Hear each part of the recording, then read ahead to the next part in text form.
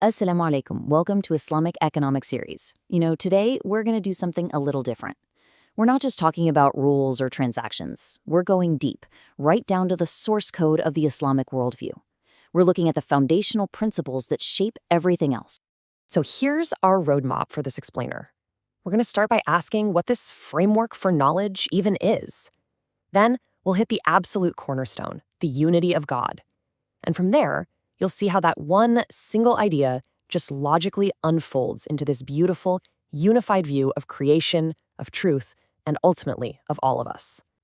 All right, let's dive right in. Look, it's always tempting to jump straight into the big topics, right? Like finance or social justice. But here's the thing. Before we can even begin to talk about Islamizing any field, we first have to get a handle on the core methodology that guides our thinking in the first place. This is the essential first step, and honestly, it gets overlooked way too often. So, that begs the question, what do we actually mean when we say an Islamic methodology? It's a phrase that gets thrown around a lot, so let's really unpack what it represents. The best way to think about it is like a lighthouse. Seriously.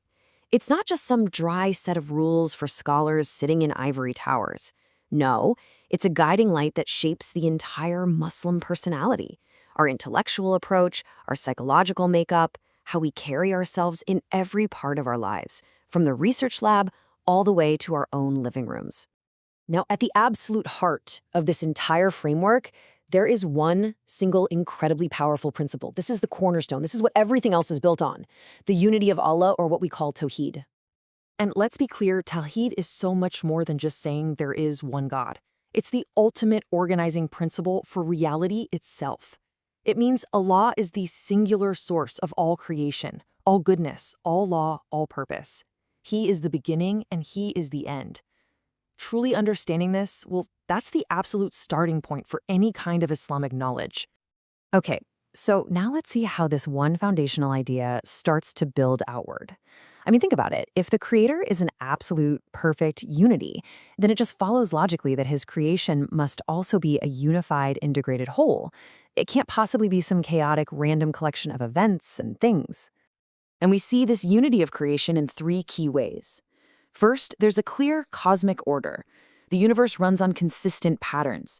The Quran calls them the Sunan of Allah, which you can kind of think of as the divine laws of nature. Second, it's a kingdom of ends. What does that mean? It means nothing is meaningless. Everything has a purpose in this vast, interconnected web that ultimately serves the divine will. And third, creation is made subservient to humanity. It's the stage where we get to act out our moral purpose. And this perfectly captures the concept of taskhir. This is the principle that creation is designed to be receptive to what we do. It's why we can harness the sun, why we can cultivate the land, why we can literally transform the world around us. Now, this is the very foundation of all economic activity, but, and this is crucial, it comes with immense responsibility. The world is a trust, an amanah, not our personal possession. This naturally leads us to a really critical question. How do we even begin to understand this unified reality, right? How do we get to the truth? And this is where the Islamic methodology gives us this powerful synthesis of two paths that, are often seen as being in total conflict: reason and revelation.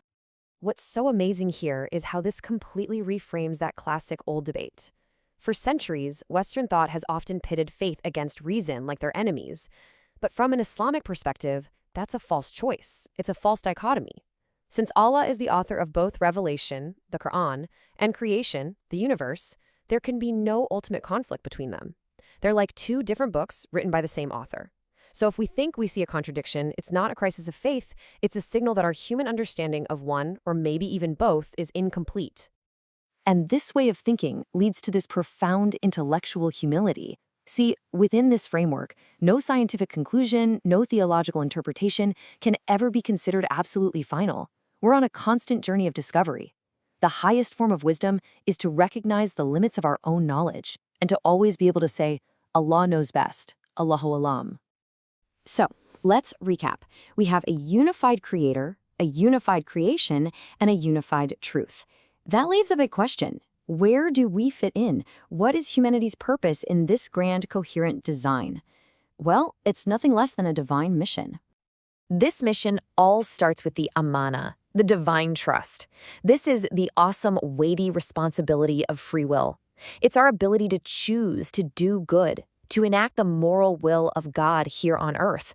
I mean, think about it. The rest of creation, it just follows its God-given programming instinctually. Only humanity accepted the burden and the honor of moral choice. And the active fulfillment of this trust? That's what we call Khilafah, or vicegerency. Now, this isn't some passive title. Our role as vicegerents is to be agents of divine good on this planet, to build, to reform, to establish a civilization that reflects justice and mercy. This is the real heart of Islamic economics, isn't it? Managing the world's resources not for our own personal gain, but to fulfill that sacred trust. And this isn't some idea that scholars came up with centuries later. It's right there, a foundational concept in the Quran. As Allah himself declares, this role of vice-regency was central to the very purpose of our creation from the beginning. And finally, this whole unified framework culminates in the unity of humanity itself. This verse right here, it's so powerful. It lays the foundation for a truly universal human family, and it completely challenges every notion of tribalism or supremacy. The crucial point here is this. All those things that so often divide us, our race, our nationality, our language, in the divine plan, they're just for identification. They're like name tags, just so we can get to know one another. They have absolutely zero bearing on our ultimate worth.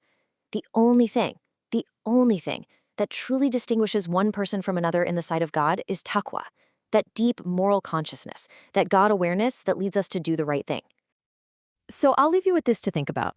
If the Islamic framework is built on this profound principle of unity at every single level, then where does all the fragmentation in our modern world come from? You see it everywhere, right? In our knowledge, in our societies, and sometimes even inside ourselves. Something to reflect on. See you in the next one. Subscribe, like, and comment.